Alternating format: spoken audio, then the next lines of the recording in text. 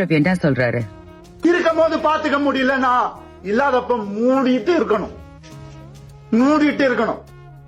உண்மைதானுங்க.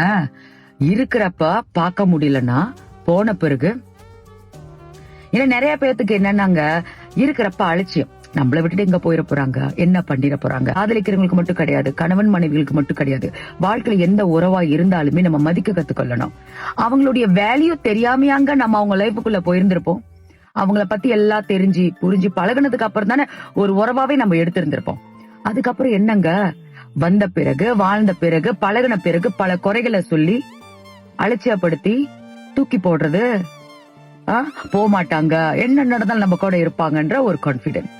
போயிட்டாங்கன்னா ஐயோ அம்மா ஏன் போறீங்கன்னு கெஞ்சிருது. இங்க பாருங்க, எல்லா மனிதர்களுக்குமே மனசுல ஒரு எல்லைன்னு ஒண்ணு இருக்கும். ஒரு அளவு தாங்க, அளவுக்கு மீறி தாங்க முடியும்னு தூக்கி போட்டு போயிருவாங்க, அது யாரா இருந்தாலுமே. அதனாலங்க அலட்சியப்படுத்தாதீங்க, ஒரு மனுஷனை வேதனைப்படுத்தாதீங்க.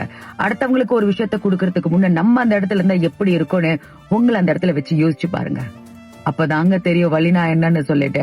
இன்னைக்கு நிறைய பேரு இந்த மாதிரி வேதனைப்பட்டுக்கிட்டு இருக்காங்க. நம்ம கூட இருக்கிறப்பவே அப்ரிஷியேட் பண்ணிக்கோங்க, போன பிறகு வருந்தாதீங்க.